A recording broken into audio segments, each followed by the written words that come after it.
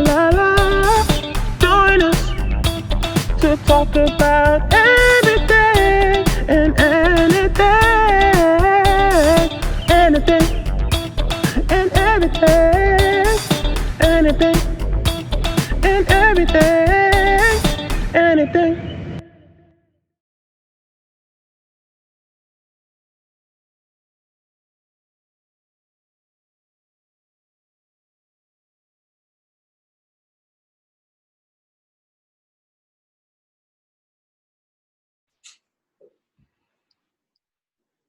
Welcome to Anything and Everything, the show which invites any and everybody to take part in a conversation about any and everything from being an entrepreneur, writer, artist, actor, celebrity, engineer, healthcare worker, to that single mother who worked countless jobs to care for her children, to labor workers, teachers, doctors, you get it.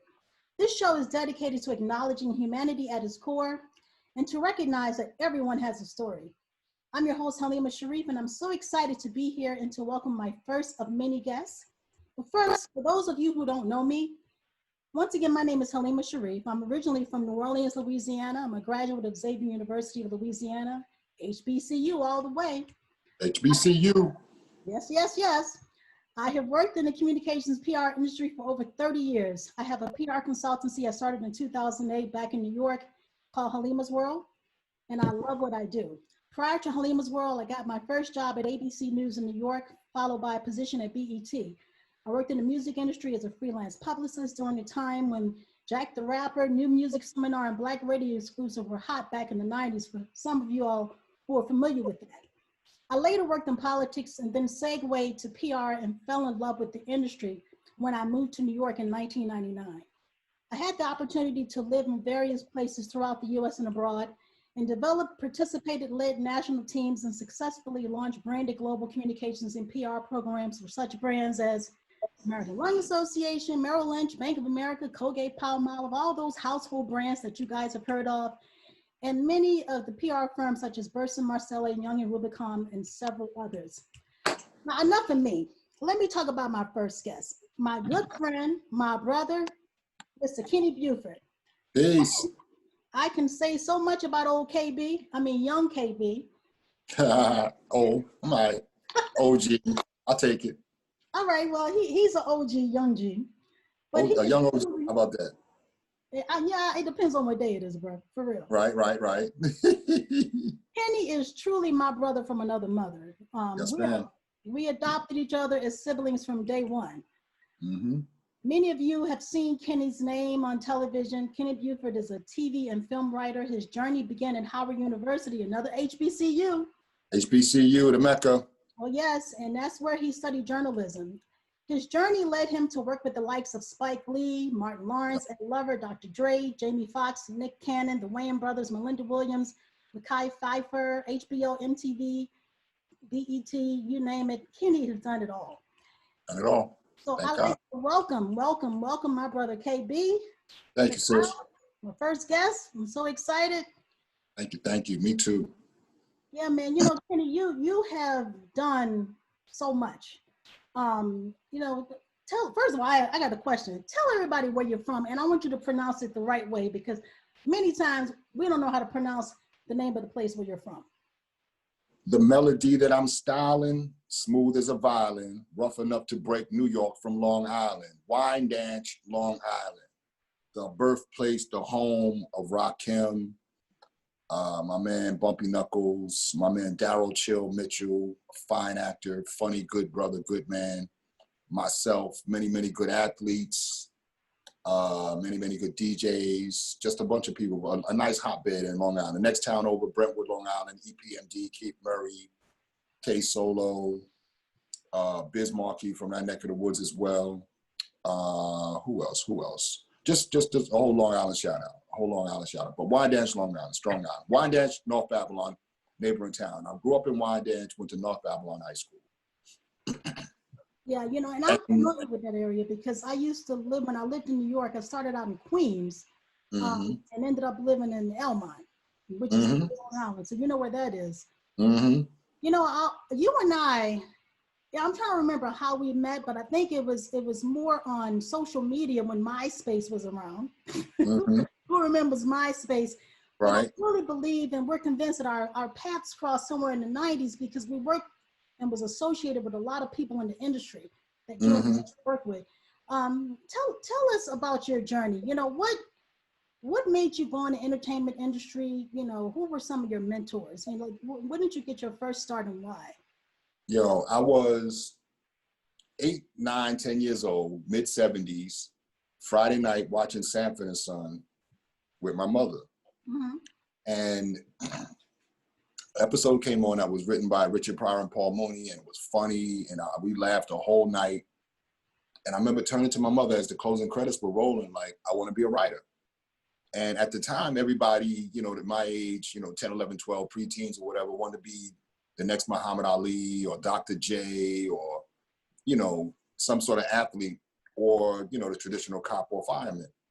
So when I said I wanted to be a writer, she kind of looked at me curiously like, okay, you know, she couldn't offer me any advice because there wasn't no, you know, studios on Long Island. I'm just a 12-year-old. So for a 12-year-old to kind of have this little epiphany was kind of weird, kind of, you know, like, how do you respond to that as a parent? Mm-hmm. And I didn't even know what I was saying, but more so along the lines of something about seeing written by, I had an epiphany. I wanted to do that. So my mother around the same time, she bought me a Radio Shack, the little tabletop Radio Shack tape recorder with play, record, rewind, and fast forward and stop. And, you know, as big as almost like a cell phone now, you know, just a little bit bigger than a cell phone. And I had one cassette tape, one Maxell cassette tape that was 60 minutes, 30 minutes on each side. So every Friday night, this is pre-TiVo, pre-DVR, pre-Beta, pre-VHS, Mm-hmm. pre-Laserdisc, pre-everything. So the only way that you could do something, catch a show more than once is if you caught the reruns in the summertime, or like me, I would record the audio portion. Mm-hmm. So I would record the audio of Sanford and Son and be boxing at, you know, in a boxing gym or at basketball practice. And I would have my tape recorder with me, like, again, pre-Walkman, pre-cell phone. I would have my little stupid tape recorder with me and be playing that. So rather than music playing or just music playing, I would pop in my audio cassette of Sanford and Son. Then on Wednesday, I would record the audio of Good Times. Because Good Times, Sanford and Son came on from 72 to 77. Good Times was 74 to 79. That's right. So I was 7 years old, and then Good Times started coming on when I was 9. So like, I'm a young kid, and I'm already unwittingly listening to how to tell a joke and how to write a sitcom and how to structure a story and joke timing, not even really knowing, you know. So I watch, and for instance, I watch an episode, like me and, you know, the Queen, we watch Sanford and Son Good Times all the time. And there's certain episodes that'll take me right back to Wyandanch, Long Island, when I taped it sitting in front of, you know, the TV, black and white TV, Mm-hmm. with the rabbit ears antennas, with the pliers to turn the channel because it was old and the knob broke.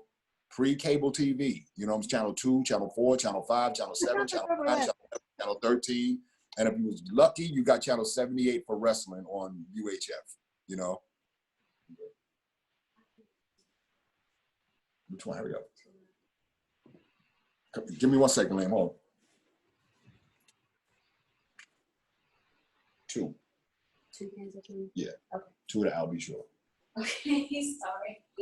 She got to go to the store and get some Al B. Shore tuna, and she couldn't understand my writing. And see, I'm glad this happened, because one thing about this anything and everything show is Anything. what it is. You know, there's no Right. rhyme or reason. There's no format. You know, we're very casual. We realize right now we're living in a virtual form. You know, some of us have ventured out, but listen, Family, keeping please excuse my wife. She's going to the store, and she's going to get some tuna fish, and I don't eat anything but Al B. Shore. It's not Albuquerque. It's not Albacore. It's Al B. Shore tuna fish. And she couldn't understand my scribble scratch writing, so she had to interject because she don't want to get the Al B. Shore tuna wrong. So that's the anything and everything, keeping it real update. Exactly. That's exactly what I'm saying. Keeping it real.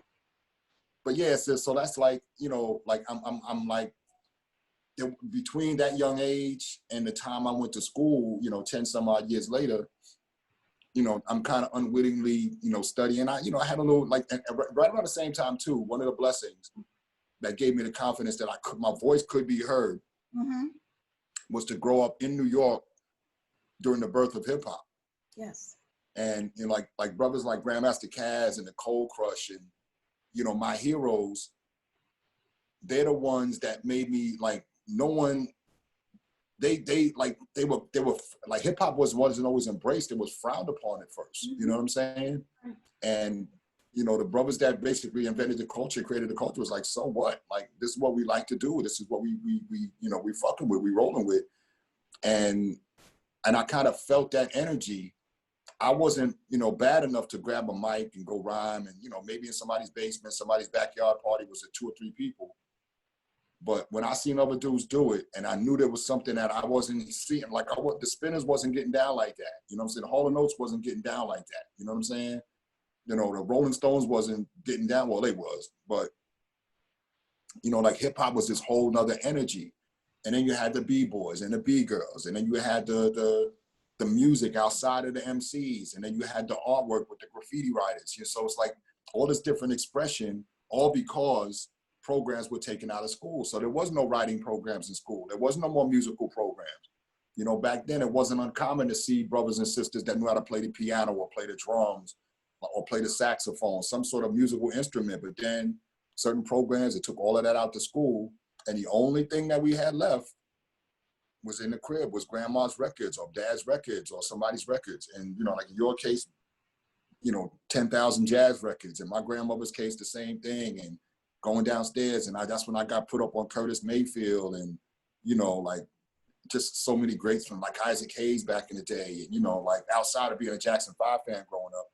So all of these different influences kind of like kept the creative juices flowing. So rather than writing, you know, rhymes like bragging, like Grandmaster Caz was a big influence on me, even as a young kid. He used to rhyme. When he rhymed, he told stories. And in those stories, he had one, yeah, I'll never forget it. He said, he was telling a story about this girl. This how early on it was. I was maybe 14, 15 years old when he first said this rhyme.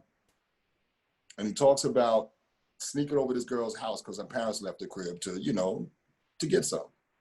Exactly. And one of the greatest lines, still one of the best lines ever in hip hop. And he says, I was tearing shit up about 2:45. She said, Caz, somebody's coming. I said, yeah, me. Like, and I heard that line at 14. I wasn't supposed to understand it at 14. Then the rest of the line is the door busted open and there was a folks, damn, they could have waited, you know, something, I don't want shit of myself. But it was a really great rhyme because he painted a story and it rhymed and it was like, okay, it's dope. So that's how I got the confidence, like I can tell a story and be funny and be heard, but I just couldn't grab a mic and do it. So my mic, rather than, I would just write my little short, I would write rhymes that I would never spit, but I'm having a writing exercise. And then I started writing little short stories. I'll never forget, the very first short story I ever wrote, I was about 16 or 17 years old. Wow. And I'm just doing this because I'm just have these stories inside of me, or this, I just wanted to be a storyteller. And I could always tell a good joke. You know, if something happened to me funny in my life and it's funny against me, I'm going to tell it and laugh. And if I see, you know, that fat person falling down the stairs, I'm telling it and I'm laughing. I'm telling that story. And so I forget how old I was exactly, 16, 17, maybe 18. And again, I'm pre-Howard, not having any formal training about, you know, towards being a writer or nothing like that. And the Force MCs, or the Force MDs, I forget if they had changed their name. They had a song called Let Me Love You. Mm-hmm. And the base of the song was basically, it was a rich dude and a poor dude, and they both were clamoring, you know, for the affections of this girl. And I wrote a short story based on that. And, you know, maybe a few people read it, like my girlfriend at the time, and like, you know, one of my boys or whatever. And they were like, yo, this is pretty good. You know what I'm like, you know what I'm saying? Like, it was really, really good. And one of the people that read my stories early on was my man, Freddie Fox, my man, Bumpy Knuckles. Mm-hmm. And he, you know, he had it in the back of his head that he wanted to be an MC, and that's what he does, and that's how he's been eating for the last 30 years. But like he said, I always gave him the confidence because other people gave me the confidence. So I'm like, I'm writing this stuff because of Caz, and then I shared stuff with him. He's like, man, this is really good, man, like a good story. What do you think of this rhyme? And so we kind of started our creative journey together, and really unwittingly, the study of each of our vocations, you know what I'm saying? Like, that's what it ended up, he ended up eating. He's been all over the world with MCing, made some joints with Gangstar, Naughty by Nature, had several albums out himself. Just put an album out, was hot, called Grumpy Old Men. That's how long we've been in the game. Wow. And and it's dope. And he stay in the lab, stay creating music. And so around that same time, it's like, okay, it's time to go to college, time to go to school. And I was a journalism major at Howard. And I wasn't ready. College wasn't my thing. I wasn't disciplined enough. I went there, and I can tell you about more parties than classes. No, I can relate. Yeah, I was at Howard. It wasn't turned up back then, but I was turned. But I remember one class in particular. I remember a class called the History of Music and Television. No, the History of Radio and Television, excuse me. And I liked the class because it was that. I always liked history, and it was about radio and television. And the teacher reminded me of my mother. And I learned a lot that ended up helping me later, because that's when I really started to understand like TV history. And that's when I was first introduced to Amos and Andy. And, a lot of like Donald Bogle is a writer who really, he is an encyclopedia, a book called The Encyclopedia of Blacks in Film and Television. And it's, several years old, very old now, but it was a really, really good book that I like really sank into and learned a lot and understood who Dorothy Dandridge was, and, like her versus Alina Horn, and why they were kind of different, and they were both kind of beauty, while one kind of had some sort of fame and the other didn't. Understood Step and Fetch It. So even though I wasn't being taught writing, I was being taught writing history, and particularly people of color. So understood Step and Fetch It through, the Amos and Andys and the Kingfishers on Amos and Andy, and understanding, okay, Kingfishers like Fred Sanford, and Archie Bunker's making $1 million off, or made $1 million off it. So then I'm at Howard. And now I'm gonna go back. Let me tell you this quick little sidebar too. Let me do a little tidbit joint. Yeah. 1973 is the first time I met my father. And I met him, he was living in California at the time. And my Uncle Chuck, his younger brother, was getting married. And Uncle Chuck was real, real cool. He passed away, a few years ago. Good, he's still a friend of mine on Facebook. And I met my father for the first time, and as part of our stay there, like I was staying in my father's apartment. At another time, we stayed at like one of his girlfriend's cribs.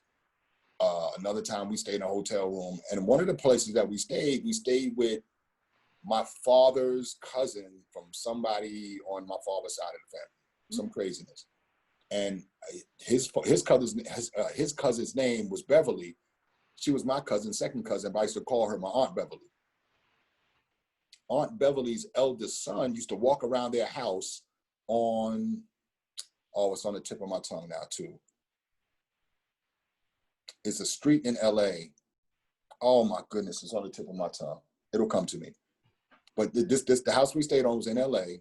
Mm-hmm. And my Aunt Beverly's son used to walk around with a guitar all day long, I swear. I didn't know who this was until later on. That dude that walked around, my Aunt Beverly's son, was Nile Rodgers. Wow. Who was my second story. Interesting. Yes. And that's my second cousin. I used to play basketball in the driveway on Buckingham. That was the street, Buckingham, in LA. Buckingham is right off of Venice Boulevard. You look at Venice and Buckingham, it's right there in LA. And that's where we stayed. That was a house. I always loved that house. And I would ride past there, like when I, years later, when living in LA. Uh-huh. And I was like, yo, that's the house I stayed at. That was the house. And everybody may have this moment. Everybody might not remember it, but I remember it. That was the house that I was allowed to leave for the first time to go to the store by myself. Wow.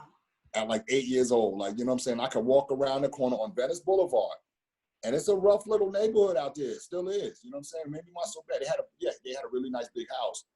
But that was the first time I ever got a chance to walk to the store by myself. But we were staying with my Aunt Beverly, who was Niles' mom's. And Niles' younger brothers, Bobby and Dax, are our age.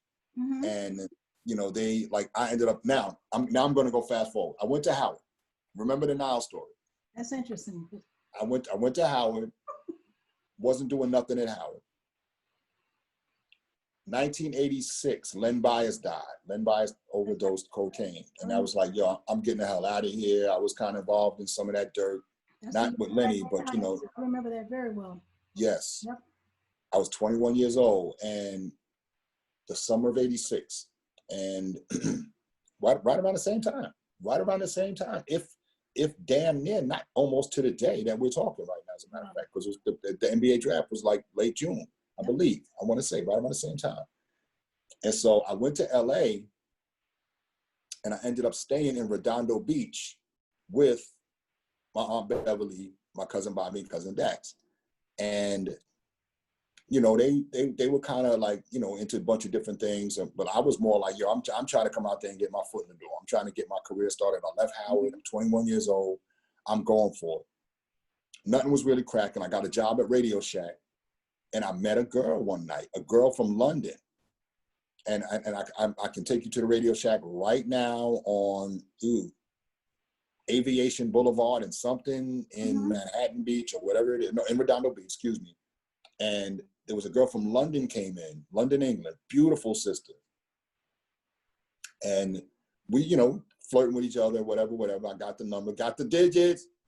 You got the digits. Got that math. And she was like, yo, let's go to the movies. I was like, oh yeah, sure. What you want to go see? This is 1986, the summer of 86. And she, in her accent, she was like, I want to go see the Spike Lee movie. And I was like, what movie? She's like, she's got to have it. I heard so much about it. I want to see the movie. I was like, okay, cool, let's go. And, you know, I'm psyched and I'm all excited because I got a little, you know, erotic little British speaking accented girl. So I'm like, yeah, what's up? You know, we went to the movies and the line was around the corner and I remember seeing the marquee, she's got to have it. And that was the second epiphany, going back to the Sanford Son, the first one. It's pretty deep. And so I saw that sign, I was just like, all right. And then I saw the movie.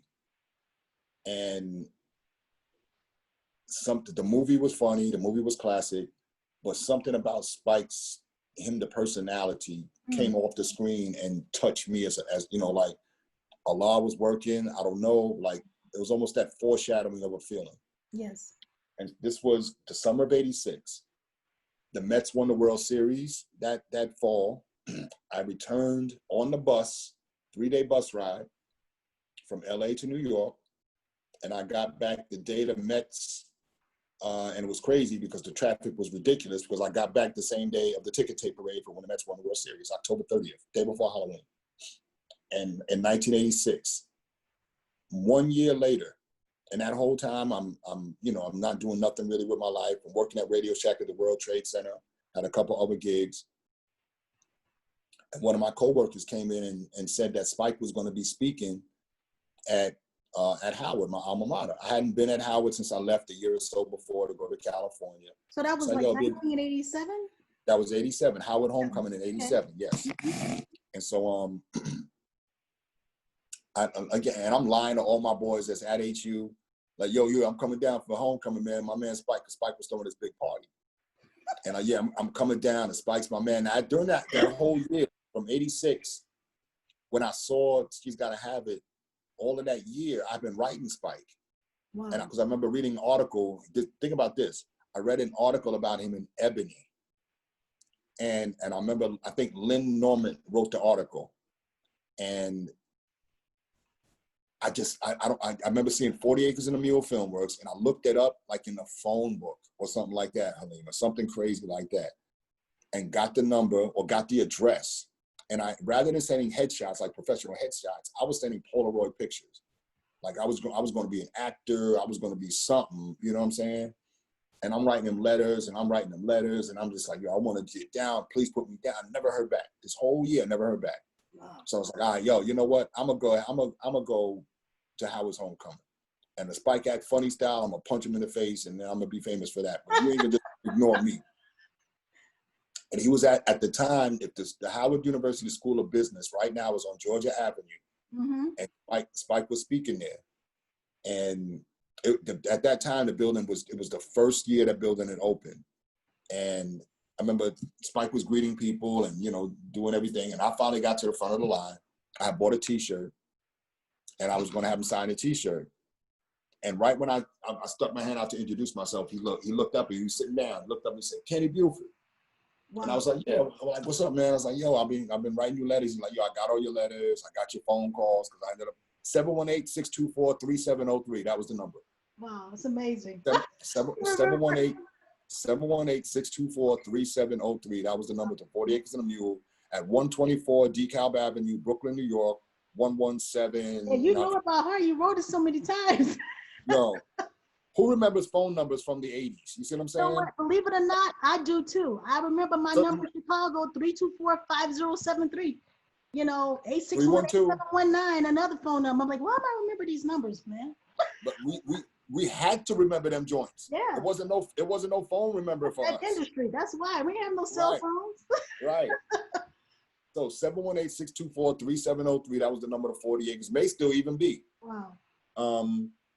But he was like, yo, man, I just been, because he had just finished rapping on School Days, and that was what the party was for. And this was November, late October, early November. This is, like, matter of fact, yeah, it was late October, early November, late October. No, yeah, late October. I don't know if it was before, I'm pretty sure it was before Halloween. But in any event,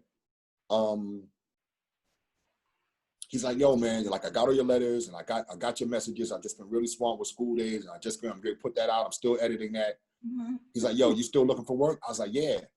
He was like, yo, come to this party tonight. If you know, if you ain't doing that, man, I'll put your name on the list. I was like, all right, cool. And he had a party at the old post office pavilion, which is directly across the street from the White House, like Katie corner to the White House, to Barack old crib. And you know where my man Barack used to live, right? Yeah, that's, you know what I'm saying? That's right across the street. Yeah, I know where's that. Yeah, that's my man Bill, my man Barry. Yeah. Not Marion Barry. My New Orleans people, you heard me? It sounds like you're saying Jeremy. You heard me? Right. And so when I got out to the old post office pavilion, they had all the Pennsylvania Avenue was blocked off. It was that thick. It was like 3,000 people outside, another 2,000 inside, or 1,000. I'm like, man, I'm bragging to all my boys. Like, yo, come on. My boy Anthony Triggers from Boston. Amazing. And a couple other people. And I'm just talking all the shit in the world. And I don't know, other than Allah, and I say this every time I tell this story, I don't know how Spike saw me. It was like, yo, Kenny B, come on up. And his boy Earl, his man Earl, who I know very well too. I knew Earl from playing basketball. Mm-hmm. And he's like, yo, come on up. So I walk up, and now I'm my chest is poking out because I'm like, yeah, I told y'all I knew Spike. That was my boy. I told y'all, lying my ass off. So we get inside. You were faking it until you made it. It didn't happen. Yo, Earl pulled me in. It wasn't even Spike that pulled me in. It was Earl. Earl pulled me in for Spike, and then Spike was inside, and it's funny because all of a sudden now everybody was like, Kenny B, remember me? Kenny B, yo, Kenny B, let me go with you. I'm like, yo, I don't, like I'm getting myself. You see what I'm saying? I just got pulled from the crowd. So I get inside, and Spike was like, yo, you said you need a job, right? I'm like, yeah. He's like, yo, I need you to work for me right now. I'm like, oh, shoot, what's up? Yeah, I can't party, but what's up? He said, yo, my cousin Malcolm, director Malcolm Lee, Best Man, Girl Trip, getting ready to do the Space Jam movie remake with LeBron. He was upstairs selling t-shirts and sweatshirts, School Days t-shirts and sweatshirts. School Days logo on the front, Black to the Future with a red, black, and green bar on top and bottom. Wow. And Spike was like, yo, go upstairs and help Malcolm. I knew Malcolm, went upstairs, gave Malcolm a pound. I think I looked at my watch, it was like 10:30. And the next time I looked at my watch, it was like 3:30 in the morning. And at the time, I'm working at Radio Shack at the World Trade Center. That was a Saturday night into Sunday morning. Sunday morning, I literally got back in New York, drove my mother's Cutlass Supreme the 4 hours and change from DC back up to New York. I literally parked on Vesey Street, which was covered. A lot of the footage you saw on 9/11 was on Vesey Street because it's right at the base of the World Trade Center. Oh, exactly. I used to work around the corner. Yes. And I remember parking my car there and like literally taking a nap for like an hour and a half because I had to open the store at like, it was a Sunday, so I had to open the store at 11, but we had to be at the mall like 9:30. And I remember getting there like 8 and then sleeping in the car, my mother's Cutlass Supreme for like an hour and a half. And you know how you get that little bit of sleep and you be crunchy in your eyes and a little bit of light just make you like, So I remember going in, that was literally, I always tell people this, that was literally like the last job, quote unquote, I ever had. Wow. Because that was a Sunday. I called Tracy Walker. No, not Tracy Walker. What's Tracy? Tracy, I forget Tracy's last name. Tracy Walker's a girl I used to date. Sorry, y'all. And where's your girl? Like, talk about all these different people? I'm an open book. She'll tell you that. Yes, you are. She was Tracy. I forget Tracy's last name. Tracy Willard. And Tracy's on that sweet list. Tracy's one of like them sweethearts. Yes. California girl. I don't know how I don't even know how to this day. I forget how Spike and her met or they, hooked up. But Tracy's was Spike's assistant. And she was a sweetheart. And Spike told me, he gave me his card, 718-624-3703. He said, yo, give my assistant Tracy a call on Monday. I'm like, all right, cool. I went to Radio Shack that Sunday, got up Monday, called like around right before lunch. Tracy answered. She had a cool little California accent. She was just as sweet as she could be. And I told her who I was. She said, oh yeah, I've been expecting your call. Spike said you were going to call me. Are you available to come in tomorrow and interview? I was like, what time? Like, I'm available today. I'm like, you know what I'm saying? I'm available yesterday. And she's like, we set the time, and it was later on in the day. And I'm staying on Long Island. Spike's office is on DeKalb Avenue in Brooklyn. And so I took the Long Island Railroad into Brooklyn, got off right now where the Barclays Center is, basically, walked a little bit from the, the railroad station there, the train station there, went to 40 Acres, and this was that Tuesday. It was a Tuesday. And it was, I forget the exact date, but if you look on the 1987, 1988 New York Knicks season schedule, it was the New York Knicks home opener against the Boston Celtics. And not only was because I got to 40 Acres in Brooklyn, and I got there, I want to say like around 4:30, 5 o'clock. And I told Spike in some of the letters that I wrote, I'm a big Knick fan. And I got there and I had on some basketball gear or something. So he's like, yo, you still looking for a job? I was like, yeah. He's like, all right, this is what we're going to do. I'm going to pay you like $50 a day, and you come here every day and you clean the offices for like a week or two. We'll see, we'll take it from there. I was like, all right, cool, bet. Your bathroom ain't never going to be cleaner, and it's going to be hooked up. He's like, what you doing tonight? I was like, nothing, man. I'm going to go home and celebrate. I'm working at 40 Acres cleaning the shit up. And he laughed. And he said, yo, let's go. You want to go to the Knicks game? I was like, yeah, let's go. Now, Mark Jackson had just been drafted by the Knicks. Mark Jackson was my boy who I knew in high school. His last high school game was mine. God bless his family. His mother, Miss Jackson, just passed away like they just laid her to rest like a couple of days ago. Beautiful, beautiful woman who always showed me love even back in high school. And so I want to go to the game. And we walked down DeKalb Avenue. I'm like, I'm bugging because a year before I'm in California. And finally, I'm walking down DeKalb Avenue, getting ready to go to the Knicks game with Spike Lee. You know what I'm saying? And by the time we got to the Garden, we jumped on it. We got on at DeKalb Avenue. We jumped on the D train to get to the whatever train we took to the Garden. I forget where we switched over. And by the time we got to the Garden, I had a job. I didn't even have to go through the trial of cleaning the bathroom for 2 weeks. It's like he hired me right then and there. We got to the Garden, and Spike wasn't on the floor. He didn't have floor seats back then. He was just, he was like in the yellow seats, like not quite the nosebleeds, but he wasn't on nobody's floor.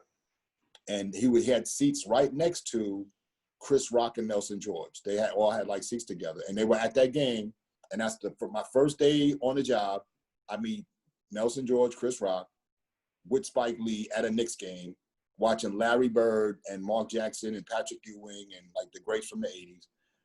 And a week later, exactly 1 week later, 7 days later, this is November now.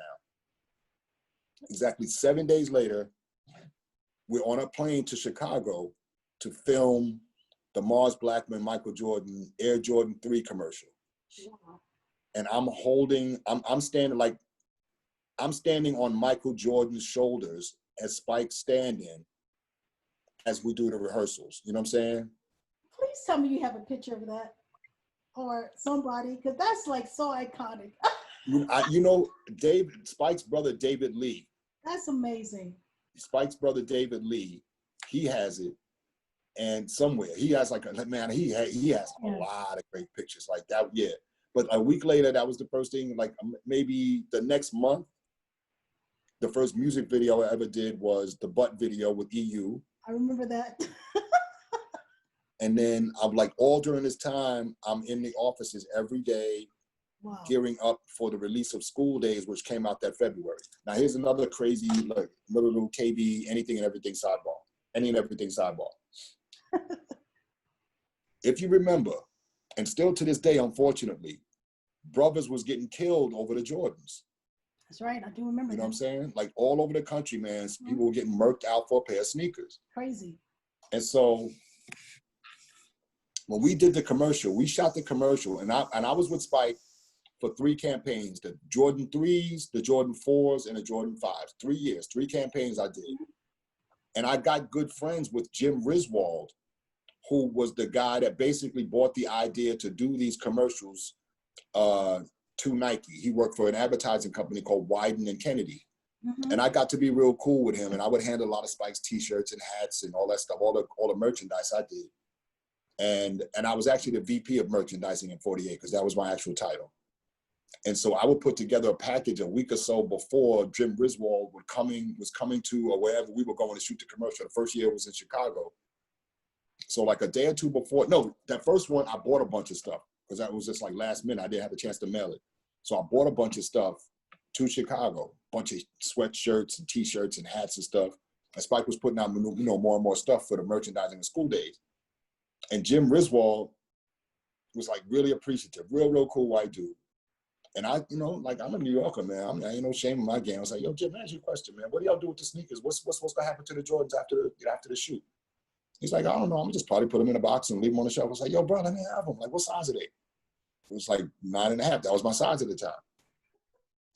I was like, yo, like, please, like, I'll buy them for me. He's like, nah, man, you ain't got to buy them. So when we were done with the shoot, Wow.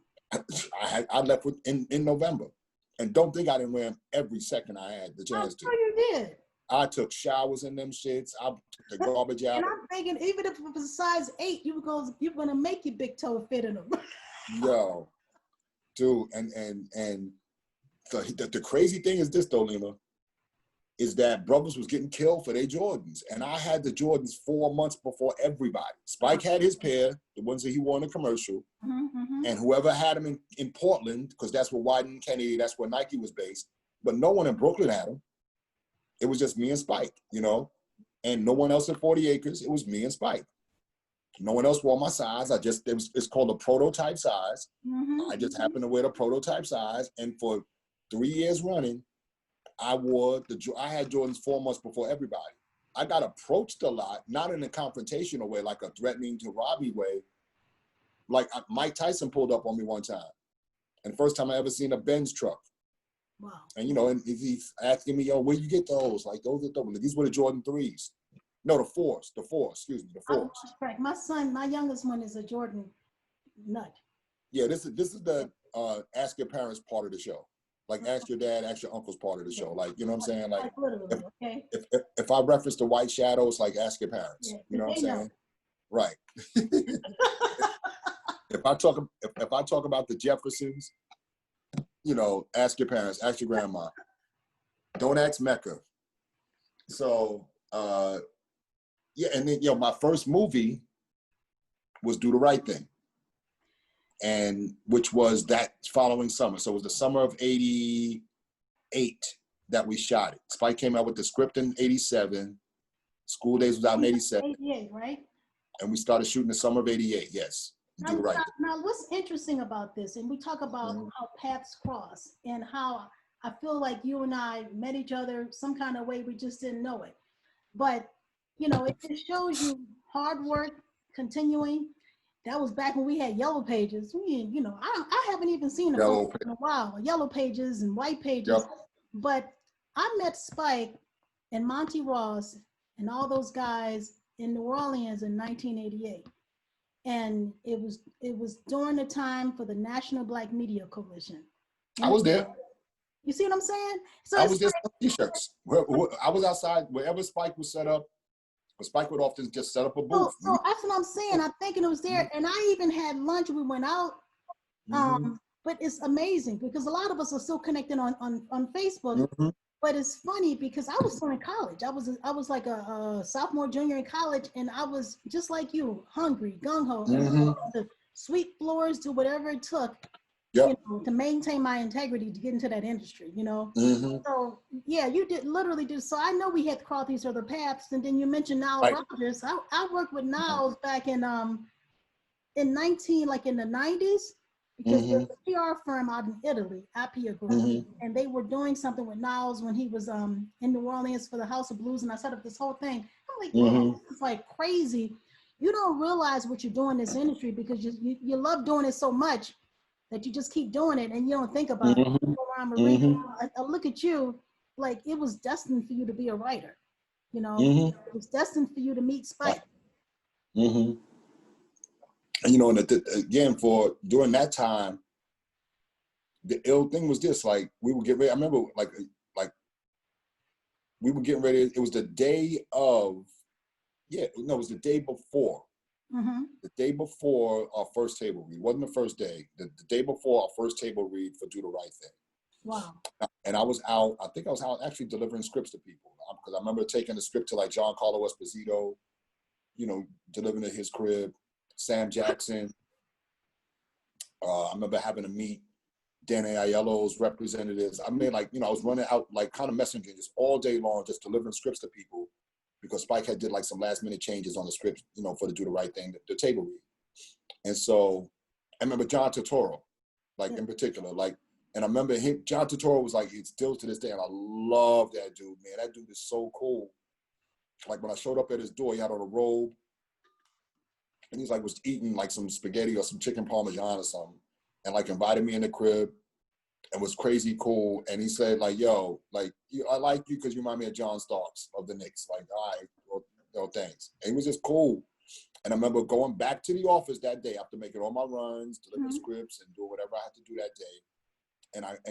And there was a dude sitting at my desk, and I'm tired. I ain't trying, come on, man. You know what I'm saying? A bunch of people, a lot of energy around the office because we have this major table read tomorrow.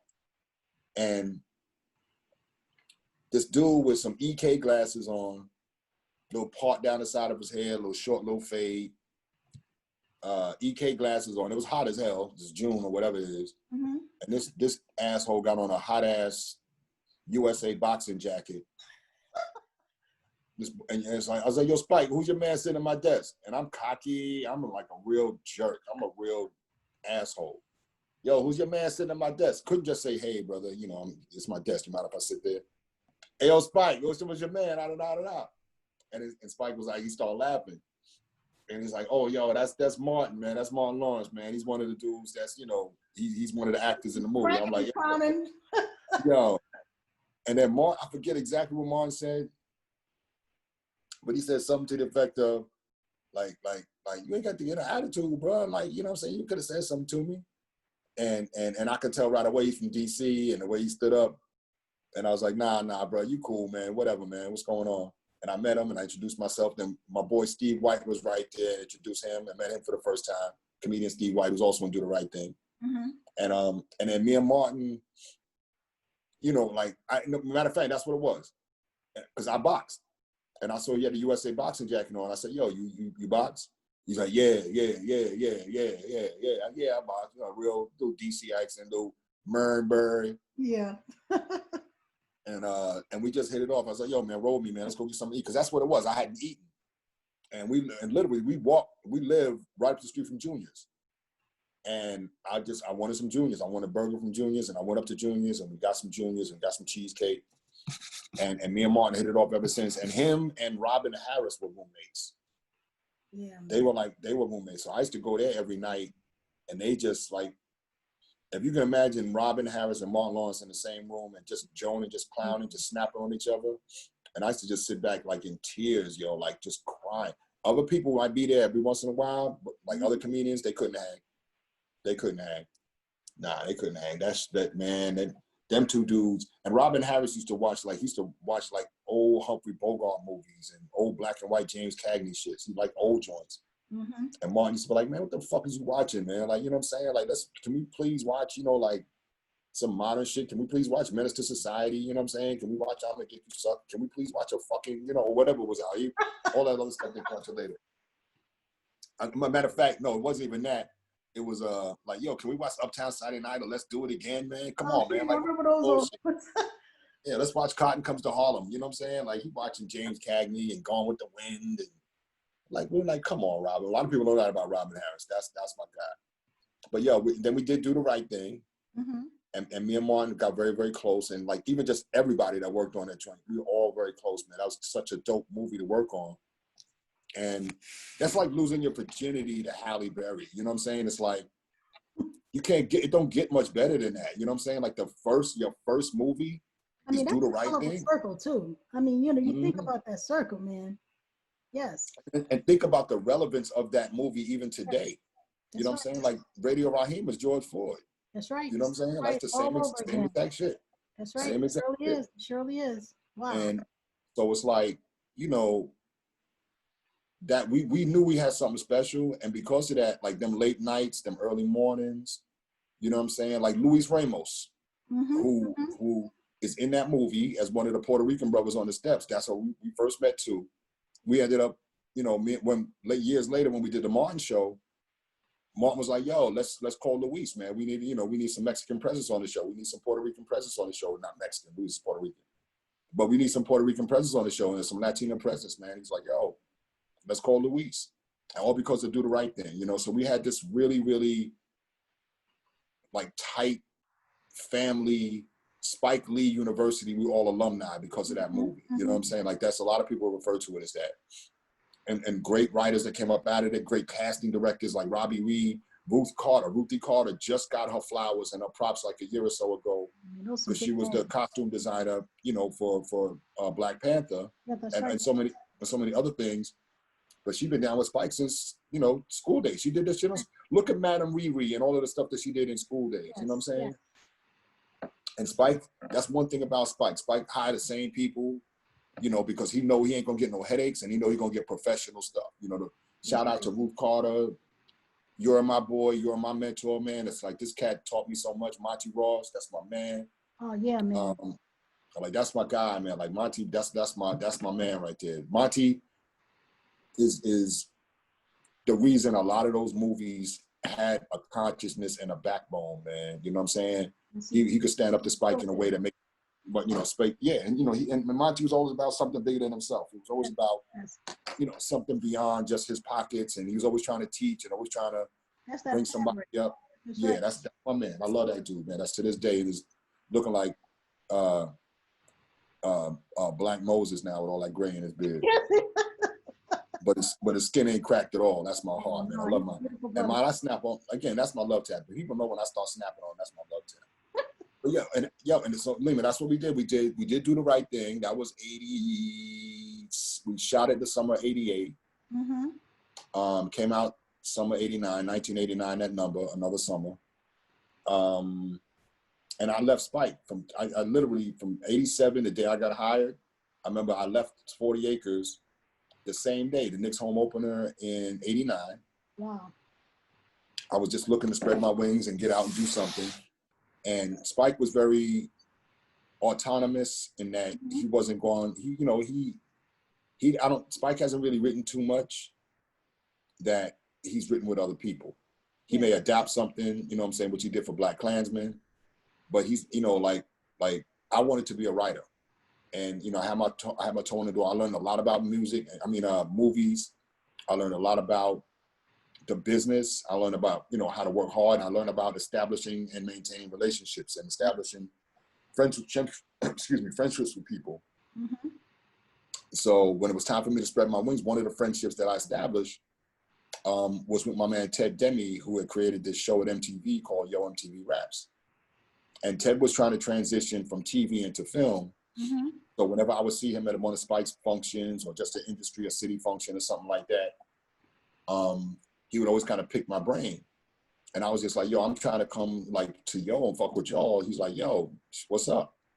And I was like, all right, cool. And so in 89, November 89, I left 40 Acres. I resigned from 40 Acres. And I went out to California and I stayed with Martin in California for about 2-3 months. Okay. And I had a choice when I went out there. It was crazy because I could either return to New York and work at MTV, which is what I ended up doing, or I could have stayed in California and worked on this new show that this dude, Keenan Ivory Wayans, was producing called In Living Color. because he offered me a job as a PA there because of my strength of working with Spike. Exactly. And he was trying to pick Spike's kind of like knowledge too through the people that, you know, work with Spike. But I was a New Yorker dude. I wasn't trying to be in LA. I never really loved LA like that. And so I got back on the bus or drove my car. I had a Pathfinder, drove my Pathfinder back home, and worked on Yo MTV Raps. And that was like Howard University in Times Square. Mm-hmm. Like, it was How like, long were you I mean, MTV Raps for? I was there from 91 to 93. Wow. Yeah, because that whole year, when I came, I went to LA in 1990. I was in New York the end of 89 after I left 40 Acres. And in 1990, I went out to Cali and stayed there about 3 months, I think 2-3 months. And that's where I first met my boy Tommy Ford, because he was in Harlem Nights. And we went to me, Tommy Ford, Tommy Davidson, and Martin went to the premiere of Harlem Nights. Wow. And it was funny because Danny Aiello's in Harlem Nights, and I hadn't seen Danny since Do the Right Thing. And it was, you know, a nice little reunion. When we Do the Right Thing, if you ever talk to anybody that ever worked on Do the Right Thing, at halftime, like halfway through that, it was really long hours, hot ass summer. Damn. You know, we busted our butt. And Eddie Murphy, cool as Eddie is, I don't know what inspired him to do it, but he basically threw a Do the Right Thing party for us at his house in Jersey, in Inglewood, at Bubble Hill.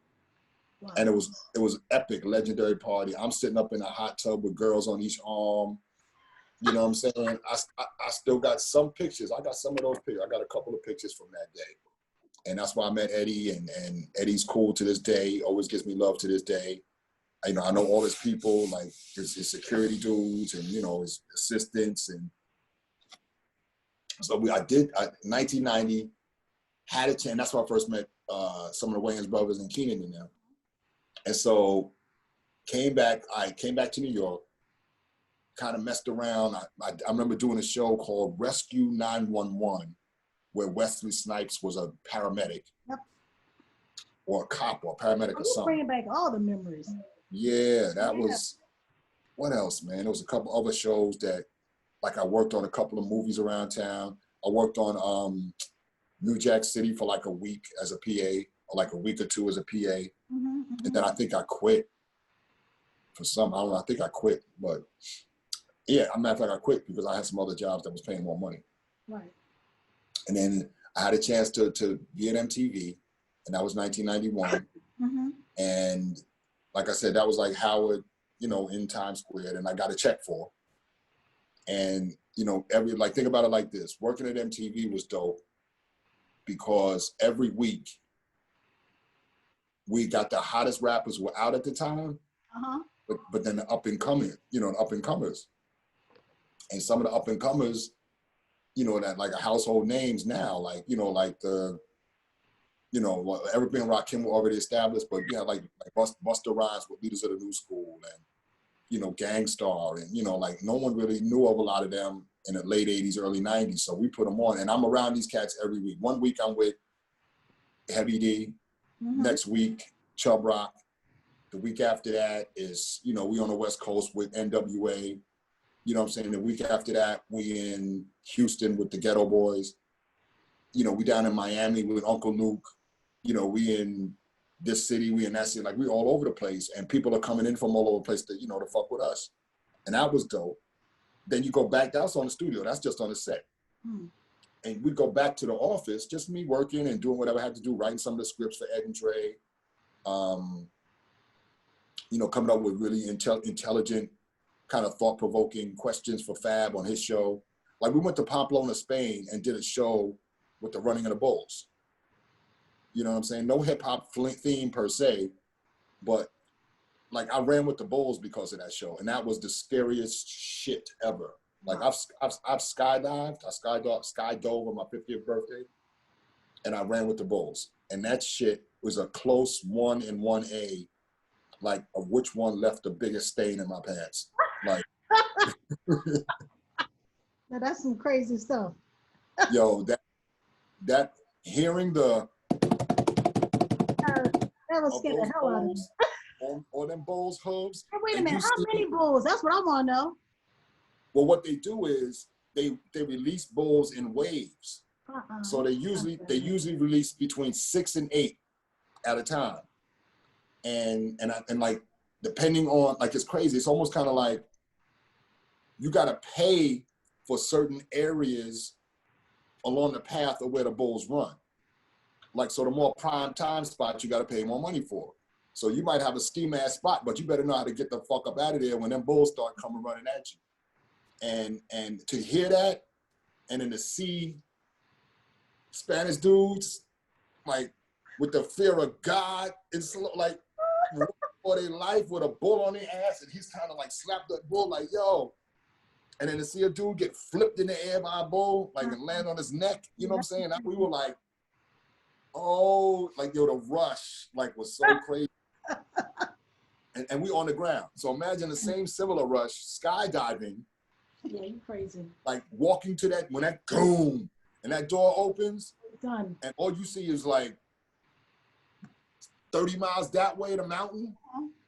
And then you look down, it's like, it looked like a Bad Brother haircut. And that's how you felt. Hey, yo, Lima. And in my heart, I could, like, boom. Like somebody hitting in my chest, my heart was beating so hard. And it's like, as soon as I jumped out the plane, I was good. The bulls were gone. Yo. And then with the run, go back to the bulls though, running with the bulls, that was like what I did, because I didn't have the heart to do it twice. I only skydove once and I only did the bulls twice. I'm not, yo. If you ever look at footage of the path where the bulls run in Pamplona, the storefronts and the apartments are really small. Right. So it's not like a sidewalk or nothing like that. The actual street is cobblestone. And so if bulls can't make a right or left-hand turn, you know what I'm saying? So if a bull is on your ass and you make a quick right or a quick left like a wide receiver, you can get away from it. But be careful, there's another one coming up. That's you know what I'm saying? You got to be real kind of careful. It's not like football. So I kind of had my little eyes set, like, I'm not going to run like 30 yards, 40 yards like I seen other people do. I'm not doing that shit. Because I'll be the one, like, I would have been the dude on YouTube before YouTube. I would have made YouTube famous back then. Because I would have been the dude that slipped with the Jordans on, you know what I'm saying? And had 6 bulls run over me, you know what I'm saying? Like, I would have been that dude. And so I said, I'm going to run, instead of running like 30, 40 yards, what some of these other cats is doing, I'm going to run like 20 joints, 20 yards. That's far enough. And when you got a bull on your ass, that's a mile. You know what I'm saying? And so, and I said, I'm going to run this 20 miles. And then, like, I'm gonna squeeze myself into this doorway. Because there was like 3 people could get fit like into this little door. It was real skinny. But if you get in there quick enough and put your back against it and be straight, and just put your hand over your private parts or whatever, you guard your vital areas, and the bull don't come back and clip you with his horns, then you're good. Because it's not, bull ain't gonna turn around. It's just gonna keep going forward. If you went his way, it's gonna go over you. So I have a little strategy, I had a plan. And so I'm running, hitting the bulls. They're coming around this corner, and I see them coming around the corner. And when I saw them, I'm like, oh shit. And you can kind of hear it more so. And then I started to feel it, like the rumbling, because you got a 1-ton animal, like 8 tons of animal running at you. And I have a little strategy, and I'm running, and I see my opening. I said, okay, I'm gonna do it. As a matter of fact, it was to the right. I said, I'm gonna see my opening. I see my opening, and right when I got to my opening, there was one person in there, 2 other MFs had the same brilliant idea that I had, and they got up in this shit. And I'm like, yo, I was just like, so I don't know, yo. And I'm slowing down because I got to slow down just enough to be able to get into the doorway. So when I seen dude do it, my first instinct, I was going to snatch him out and throw his ass into the front of the bull. I didn't. I had some sort of class of coof in that moment for whatever reason. So literally, I ran like another 10 yards, saying I wasn't going to run 30 yards, but now I had no choice to run this extra 10 to make it to this 30 yards. Because they kind of let you know after 30 yards, 40 yards, you know, you're going to get tired. The bull ain't. You know, they let you know. It's a sign as big as your wall explaining everything to you in various points along this route. So I saw the next doorway, which is about 10 yards away, because it's like 10 yards spacing. And there was one person in there. I'm like, yo, and I'm clearing like, yo, if anybody try to get in front of me this time, I'm knocking somebody over. I'm gonna be a bull. And because I'm not getting trampled by a bull because of one of these, people. Mm-mm. And so like, the bull was on my ass. There was another one. And it was like two that was coming towards me. They wasn't close. I ain't gonna lie. They wasn't like on my ass, but there was, a bull is always too close. But that's what I signed up for. And I remember getting into it. And then bulls passed. It was like 8 or 10 of them went past. And then the officials come out and they kind of clear everybody, okay, no. So they ushered out some people, and then before they let the next round of bulls out. If you wanted to pay more, you could literally pay the dude right there. You know what I'm saying? Like in pesos or whatever it was, I forget. But yeah, yo, so that was kind of like the stuff that we did at MTV, like those type of experiences. Had nothing to do with hip hop. But we would be over there, and it would be dope because we'd be in Pamplona, Spain, and I remember us going to like a bunch of different places. Like we was in Seattle with a bunch of Japanese people one time, and it's like they didn't know no English until we started playing the music. Mm-hmm. And then they knew every Biggie joint. Like, how do you know an entire Biggie song, or not Biggie song? Like, how do you know an entire? At the time, it was like NWA. First of all, you shouldn't be saying some of these lyrics. But like, how do you know that? Like, do you understand what? Like, I know a little. I like a little bit of Japanese. You know what I'm saying? Konnichiwa or whatever. You know what I'm saying? But I couldn't. There's no Japanese artist that I'm gonna be like, yo, I gotta know that whole song. You know what I'm saying? Like that's how dope hip hop was, and people learn English, through hip hop songs. So that's what they would tell us. Talked about the influence we had on the cultures, all the cultures. Yes, and that always made me feel real proud. You know what I'm saying? Like I always enjoyed being a part of it in that way, because I'm helping to bring knowledge of our culture, which I've always been down with, even writing my little stories and little rhymes. That's right. So right around the same time now, your boy Martin's name is starting to bubble. And he's coming back into town. He's doing stand-up shows, and he's doing House Party and House Party 2. So he's making a little name for himself. And he came back into town and was like, yo, I'm on tour right now, and I'm getting ready to go on this tour. And I don't want people to pay for me in clubs and then see the same thing on Def Comedy Jam on HBO. So I'm gonna work on my act in the clubs, and I don't want to do my act on stage, at Def Comedy Jam. I was like, all right, makes sense. He said, what do you think? And I was like, yeah, that sounds good. He's like, yo, can you come, work with me, write with me some stuff, man. Like I need your feedback, man. I need your, help me. I was like, yeah, bro, come on, man. Now at MTV, I'm working at MTV at the time, MTV Raps. And so Martin is coming into town. We shot Def Comedy Jam at the Academy Theater, which I believe is like on like 39th Street and Broadway, something like that. 38th, 39th and Broadway. And MTV was at 1515 Broadway, which is, between 44th and 45th Street, or 43rd and 44th, or something like that. And so literally I would take, which was supposed to be a 1 hour lunch, and I would take like a 3 hour lunch and go to a taping, the daytime taping of Def Comedy Jam. Go back to MTV, then we'd walk to National Studio, which no longer exists, National Recording Center, I think it was called, on 42nd and 12th Avenue, or 42nd and 10th rather, excuse me. And we would tape the show. And then, like, depending on what day of the week it was, I might have to go on a remote shoot with Fab Five Freddy. We might have to go somewhere to do a show with Fab. Might go to Ellis Island to do a show, or we might go be in Brooklyn at an art gallery, because Fab's a big art dude. So literally, I'm like moonlighting as a comedy writer for Martin on Def Comedy Jam, while at the same time, holding my day gig at MTV.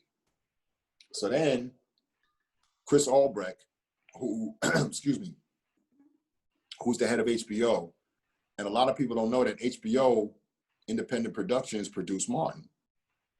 So the first season of Martin, Chris Albrecht, like right when they was gearing up his staff, he saw the way me and Martin worked. And he approached me after taping a Def Comedy Jam and liked the way I handled Martin and the way Martin listened to me and trusted me.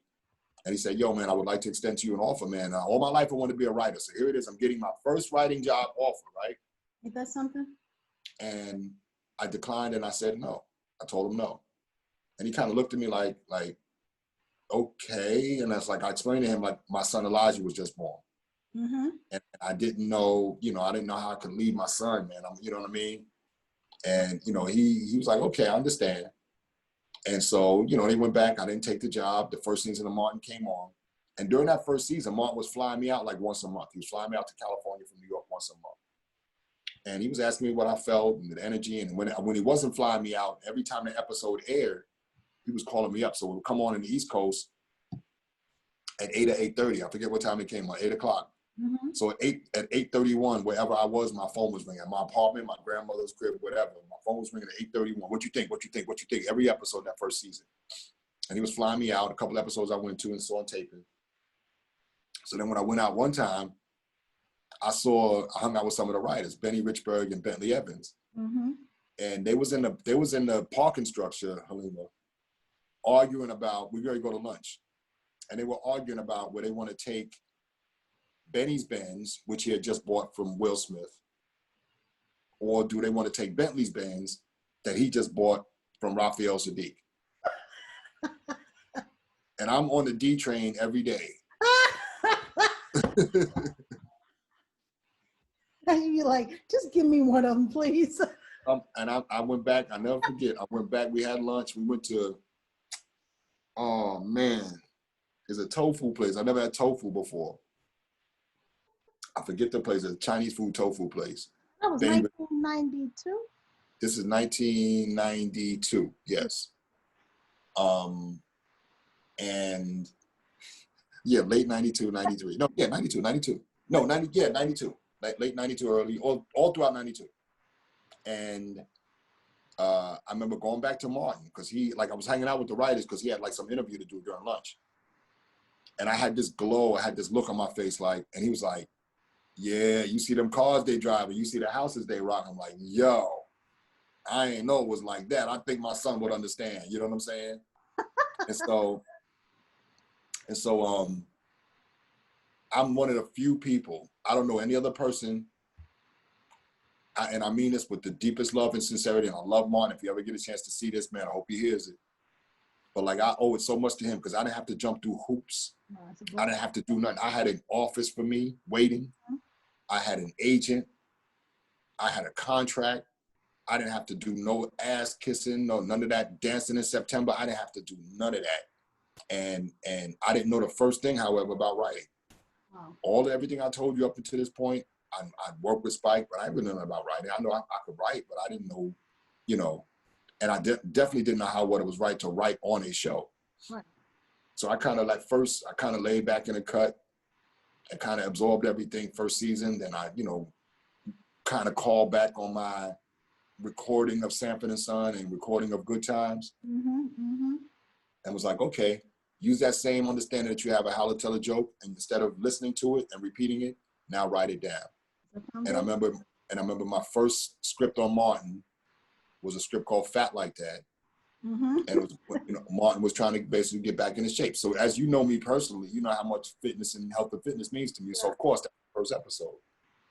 And I remember getting that first laugh. Wow.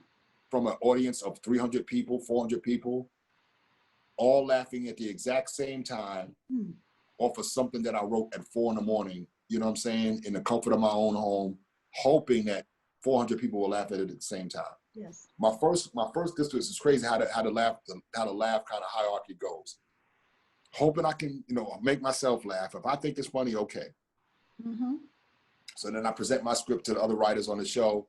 When they read it, I hope they laugh. Then after we get to working on it, finish working on it, we present that script to the actors for the table read, and we hope they laugh. Then we present it to the executives, and we hope they like it, hope they laugh. Then we rehearse it on his feet in front of all the studio and the whole executive. We hope they laugh. Standards and practices, who would only allow us X number of damns and asses and hells per episode. God bless them, because we used to fight for them curse words. They have to like what we wrote. And then eventually, the very last of it, the audience had to fuck with it. The audience had to laugh. You know what I'm saying? And so like, it's a bit of stress, righteous, no pun intended, stress, when as a writer, each level you hoping you get that laugh, but ultimately it's like the ultimate laugh is as long as the people get it. And when you kind of confident with each step, like, okay, everybody else fuck with it, I don't see why the people wouldn't.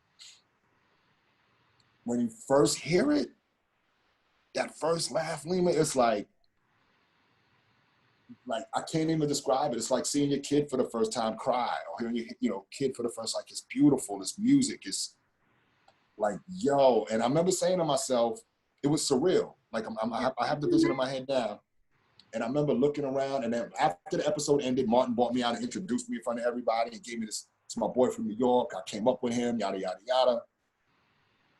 And it was real, real dope, yo. It was real, a moment I never forget. And I remember hugging Martin and telling him I loved him. And then I did that like 13 more times, wrote 13 more Martin episodes, started out as a staff writer. By the time the show ended, I was co-executive producer. And all for the strength of that, we did Thin Line, Between Love and Hate. Jamie Foxx show came shortly after that, after the Martin show ended. Did the Wayans brothers shortly after that. Did One-on-One after that, which got me a lot of money. God bless my sister, Unetta Boone. God bless, rest in peace, Queen. Did the Lyricist Lounge show on MTV, which was the most rewarding show. Not financially, but creatively. Like creatively, it was just amazing to work on that show. And that's having written and worked on Martin. You know what I'm saying? Like, for me to say that about the Lyricist Lounge, like that's how dope that show was.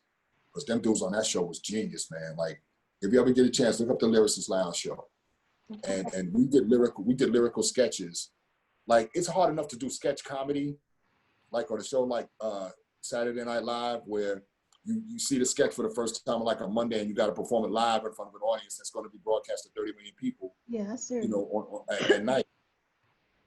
But imagine doing those sketches, and the sketches are lyrical and they're hip hop. So you have to learn an entire song.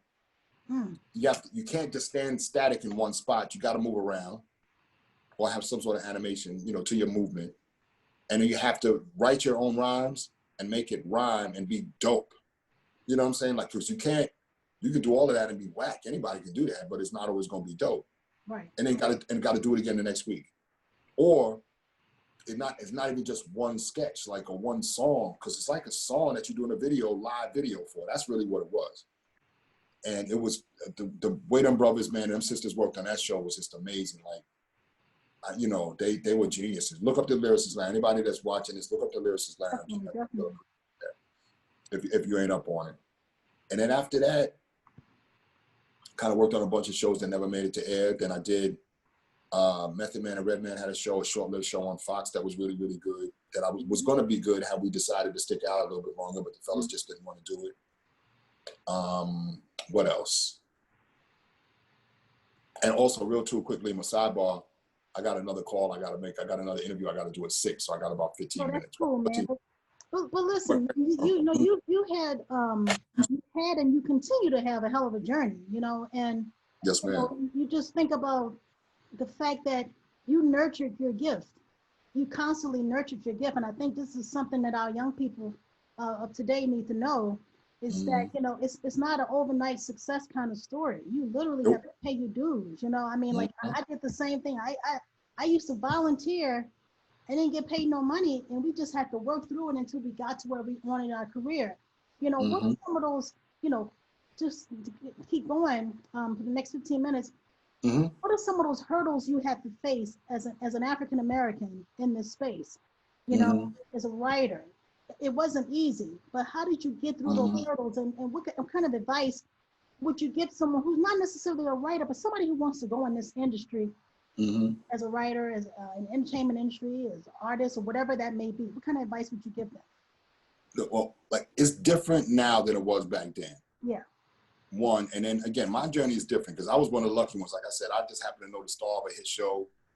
He fucked with what I did. He trusted what I did. And he fought for me. I didn't have to, I didn't have to raise an eyebrow. I literally had to do nothing, and that don't happen. So my story in that way is a little bit different. But what led me to that is an old saying that persistence overcomes resistance. Yes. And I just kept on it. Like I was, like when you on the road of life or any road that you're on, you see signs. you know, and if you don't, when you see a sign that says, you know, your destination is in 20 miles, you don't stop at the sign, you go where the sign tells you to go. That's right. And then you find, you know, like even before Google, you kind of like, okay, you know, I'm gonna follow directions or wherever I feel like I got to get to this destination.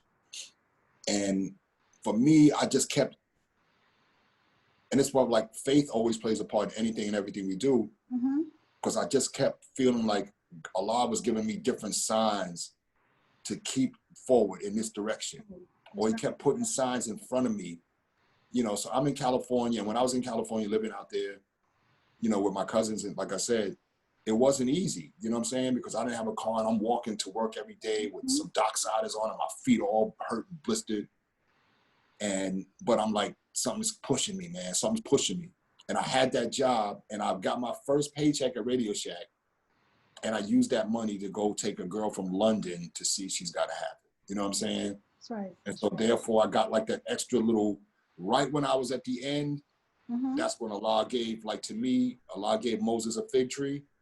You know, like that's the fig tree. Right when I was just like, God, I don't know where this is going. Here's where it's going. Here's your boss in a year. That's right. You know, now I'm gonna let you enjoy the movie. Now let's see what you're gonna do after you're inspired by it. That's right. And you know, you said something very important. You know, we gotta literally follow the signs that Allah placed before us. And a lot of times we see them, but we ignore them. Yeah. Place right there. Yeah. And that was it for me. So I was just like, yo, I kind of adapted the Curtis Jackson mentality before he, you know, made it famous. It's like, I was going to be a writer or die trying. That's right. You know what I'm saying? And it's like I remember when I first went to California, I remember, I don't know why, of all of the people in California, I called Michael J. Fox's management company, his agency. Like, I don't know why I thought like they would listen to me for some reason. Of all the million people in Hollywood, Michael, and they were very kind and very nice, and they had no idea who this kid from New York was calling trying to be a writer. And they very, very nice, but like, I know they hung up the phone and still probably laughing at me, man. You know what I'm saying? But I was just trying, and I didn't know where to go or what direction to turn per se. And it's like when every corner that I seen to turn, Allah rewarded my perseverance and rewarded my faith with some sort of fig tree or some sort of sustenance, if you will, some sort of mental sustenance or emotional sustenance or even creative sustenance that kept me pushing. It's almost like he kept dangling in front of me and I kept following until I was like entered to the big room. Yes. And then the ill thing is, like I said, even when I got off at the first job, I felt like prioritized. I was right because I had my son. I wasn't going to leave my newborn and just go chase money on something that I wasn't fully aware of how it worked. So I think you got to have faith, but I really, even before that too though, I think you really have to define what it is you want to do for yourself. I agree. And I remember telling a couple of my boys like that I wanted to write, and they laughed at me. Like, you know what I'm saying? Like, what you mean you want to write? Like, you know what I'm saying, man, you better, get you a factory job or, drive you a cab or something. And I was like, nah, man, like, I want to be a writer, man. And if you remember the movie, you remember Cooley High? That's right. When all of the fellows was, in the alley drinking and Preach was like, yo, man, well, as soon as we out of high school, man, I'm going to be like a big black bird. I'm flying to Hollywood. I'm going to be a big time Hollywood writer. That's right. And I remember that movie, it was 1975, first movie made me cry. But that was the first time I ever heard in life that somebody wanted to be a writer. Yeah, wow. And a person of color at that. And, so the ill shit, well, I met Eric Monti years later when I was writing on Martin. And, he's who wrote Cooley High, he created Good Times. And he was an asshole. He treated me like shit. Like I was kind of heartbroken. Similarly, Michael Schultz, who directed Cooley High, Crush Groove, amongst other things. I told him he was the inspiration for me wanting to be a writer, or one of the major inspirations. He was the cinematic reason I wanted to be a writer. Him and Eric Monti because of Cooley High, Richard Pryor and Paul Mooney and Red Fox for Sanford and Son. But when I told Eric Monti that, he was just like, yeah, okay. I was like, yo, can I get you to sign, my Cooley High script and my poster? He's like, nah, I don't do that. And was real dickheadish about it. And then when I I did an episode of Method and Red, and Michael Schultz directed it. And I picked his brain, God bless him, about everything he ever directed in his life, and just questioned him about what. Monday was Crush Groove, Tuesday was Cooley High, Thursday it was Sgt. Pepper's Lonely Heart Club Band that he did with the Beatles. You know what I'm saying? Like everything he ever did, like I questioned him. And he was so gracious and so kind. And when we wrapped on the last day of shooting, we were sitting next to each other. I sat next to him the whole time in director's chair. He got up and gave me the most beautiful hug. And it was like, I've had so many of those types of moments that all came from like just sitting in my grandmother's crib watching Cooley High crying because Coach East just got killed. You know what I'm saying? Like, you know what I mean? Yeah, that was a rough one for all of us. And now I'm hugging the man that directed that and made that moment possible to me. You know what I'm saying? And I have a chance to tell him you know, how he inspired me. I had a chance to meet the dude who wrote it, even though he was a bit of a jerk. I had a chance to tell him that and shake his hand. You know what I'm saying? Oh. I had a chance to meet Lawrence Hilton Jacobs, who played Coach East in Cooley High. When he did an episode of Martin, and I took my Cooley High poster out of the frame and broke it and got it reframed so he could autograph it and sign it. You know what I'm saying? Right. Like, and he was like honored to do that. And I'm saying all that to say, like, I never went into it wanting to, like, you know, rub stars with the elbows, or I mean, rub stars with elbows, rub elbows with the stars and all of that. I just love to write. Yes. And like, I'm doing a lot of interviews more recently. People are always in love with the Martin Show. And I like, it's crazy. It's like the people that I love and admire, like, they know I exist. That's right. You know what I'm saying? And it's crazy. So again, for me, it's like, define what you want to do. Like, if you want to be Ruth Carter, Yes. like, yo, she wants to be you want to design costumes? I ain't gonna let shit stand in the way of me designing these costumes. You know what I mean? Spike, same thing. Ted Demi with Yo MTV Rap, same thing. That's right. Martin, same thing. You know, Martin had a vision. When we met, Martin told me, the words he used exactly was, he's like, yo, I'm gonna be a force to be reckoned with. And damn if he ain't become that, and then some. You know what I'm saying? And Martin got a bowling alley in his crib. Why? Because we saw it at Eddie crib, and we strived to be that when we was hungry. You know what I'm saying? And so then we were able to reach back. There's the other thing too. I think Allah always keeps blessing me, and similarly a sister like yourself, because I reach back and put people on. Right. And I'm real proud. Like, Method, the world knows Method Man as an MC, but they know him as an actor because of me. You know, Tracy Morgan, I created Hustle Man for him. That's right. You know what I'm saying? Like, that he used that on his audition reel to do Saturday Night Live, and that put him over the top for his career. And off of that, he got, you know, 30 Rock. You know what I'm saying? So it's like, I just always knew what I wanted to do. I got laughed at. I didn't get support. My grandmother died 2 years ago. That's right. I remember. Up to the day that she died, she still didn't know why I couldn't just, she didn't understand the industry at all. She didn't understand how I just couldn't walk into John Singleton's office and just work with him. She just couldn't understand that. I know. You know what I'm saying? She couldn't understand how I just couldn't knock on Steven Spielberg or get Steven Spielberg's number and be like, you know, I'm funny, put me in a movie, or, you know, let me write your next movie. They couldn't understand that. So like all I ever wanted to do was write. They didn't know how to support me in my journey. Even, you know, even after I did it, they didn't know. All they saw was my name, and they were proud of that. But they didn't know what it took to get there. They housed me, but like, I had to get out that house and do my writing letters, and, you know, not being deterred by not hearing nothing. I'm writing another letter. And I know this. Like, I know there's some brothers and sisters who reach out to me, and the ones that remind me of my attitude, the ones that have that spirit of that dog, that bulldog in them, those are the ones I look out for. You know what I'm saying? Because I see that, like, I see you got a passion. You're not letting that shit slip. You're not taking it for granted. You know what I mean? Like, this is something that you want to do. And then if they could tell me why in their correspondence with me, then I'll support you any way I can. I agree with you, man. You know, you said right. And the other thing too, Lima, let me say this too. Right. And the other thing is this too, and I think it's important to pay it forward and to give back, because I didn't have nobody you know, like that mentored me until I actually got in the game. You know what I'm saying? Amen. So if I'd have had somebody in my life, like I try to be in other people's lives, I might have been a little easy. So that's why I try to be in people's lives now. You know what I'm saying? And I get an email 2-3 a week from people all over the world. Like, you know, I'm a big fan of yours, which blows my mind. Mm-hmm. And like, you know, I love your writing. I see the messages you try to produce on shows like Martin, et cetera, et cetera. Like, what do you have to say to me? And like, depending on, you know, their passion and how many misspelled words they have in their letter. Like, I'll get back to them and I help them the best way I can, you know, like, you know, so it's I think you just gotta, like with anything, it could be writing, just like the basis of any and everything, you know, it's like, whatever you want to be, if you want to be a nurse and that's what you want to be since you was a kid, That's right. then go for it. You know what I'm saying? If you want to be, like, I want to be an architect. That was my first thing I wanted to be before I got this writing and paper. I want to be an architect.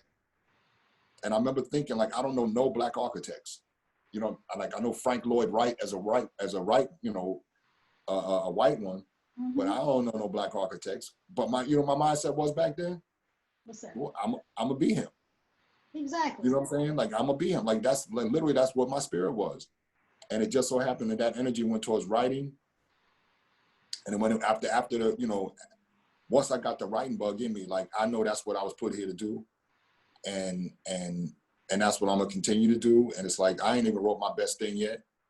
You know what I'm saying? I'm working on a book, basically detailing a lot of stuff we talked about here today. Yes. I got comedies, I got dramas, I got sketches, reunion shows. I got like a Martin reunion show I want to do. Another thing, I'm gonna say this in the last thing too, is very important. Yes. I also, as you know, personally, as you know, but a lot of people that, you know, don't know, I made a lot of money. Yes. But I didn't take care of my money, and at times I found myself sleeping in my car. And, you know, it wasn't easy, so that's the other part of it too. Like, I've been kind of bailed out with help from friends and, you know, helped out because the timing of getting a residual check. So even though in the business, one of the things that saved me was me saying, like, yo, I want to get, you know, residuals. After these shows are done, I still want this show to pay me. And so, you know, owning intellectual property to a degree of my scripts, having 19 scripts in rotation, you know, kind of like, okay, right when I'm getting ready to be on my ass yet again, here comes another script. So that's the smart side of it. But the smarter side would have been when I was making $10,000 a week or 10,000 an episode on Martin. I should have been spending that money like I was making $2,500 a week. That's right. You know, and just putting that other money away. Because where I come from, I could have lived for the rest of my life for $2,500 a week. You know, You're right. but it got good to me and I blew it. And so that's the other thing. It's like, once you do get your shot, and the pay will be not just financial, but you get paid in peace. You get paid in, you know, quiet of mind because you're doing what you want. You get paid in love because you're doing what you want. But when you do get the check, when you do your you know, with the money, you got to do smart shit with your money. That's right. You know, you gotta be smart with your money. Can't think it's always going to be there. Can't think it's, you know, it's never going to end, because it always does. And if you can establish good relationships, save good money, stay creative, like a time like now with this whole virus. That's right. I've done some of the best writing I've ever done, you know? That's right. And so, like, Will Smith blew all of his first money as Fresh Prince the Rapper. And he prayed to Allah and he said, if you give me another chance, I won't ever blow it again. And now he's a multi-millionaire, or not just off the strength of other music he's done since then, but because of his acting career and his business decisions that he's made. And, you know, that's something that I feel I'm doing as well. Like, in this next renaissance of my career, if you will, Right. I won't make the same mistakes that I did, but the same perseverance, the same bulldog attitude that got me there, that's what's going to get me there again. And that's what this time is just going to be a smarter bulldog. So always be smart with what you do. Always be well-defined with what you want to do, and then be on point with your business 110% after that. That's a perfect nugget to end with. I appreciate it, man. I mean, you know, we have to pay our dues, and I think a lot of us mismanage our money. I know I did, you know. Yes, ma'am. You live and learn, you live and learn, and this is what I teach my children, my 30-year-old and my 19-year-old. You know that it's important. You want to be in this industry, but you literally to make that money, but invest it and be smart about it. So, you know, I appreciate the opportunity. The first interview with you, it makes a Yes, lot ma'am. of sense for many different reasons.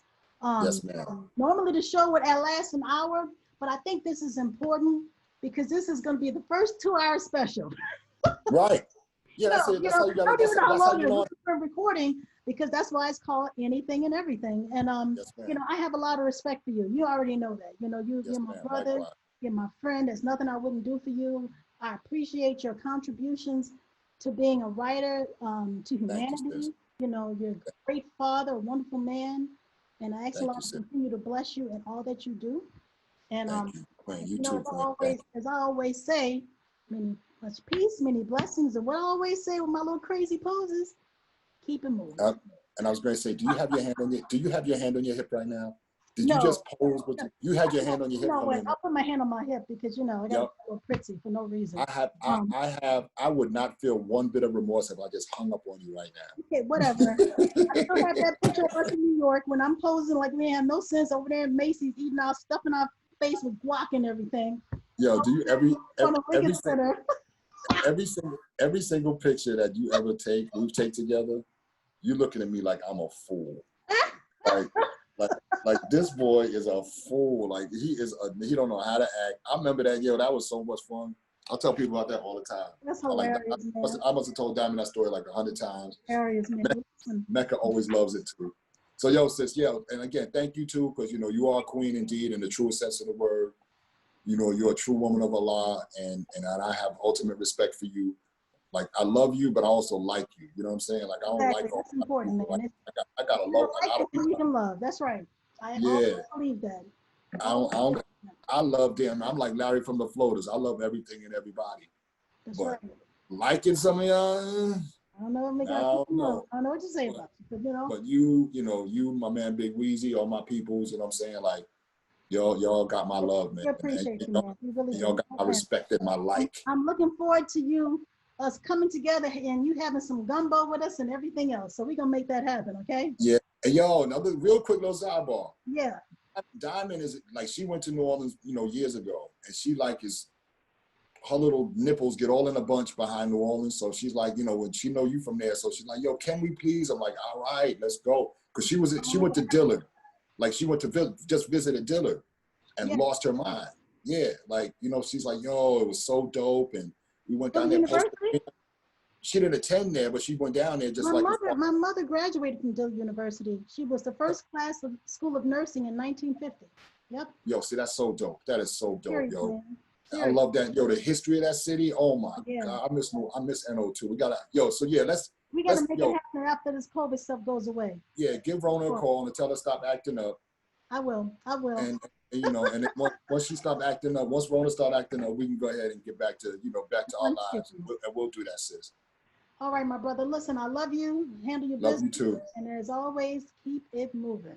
Yes, ma'am. Assalamu alaikum. Walaikum assalam. Peace.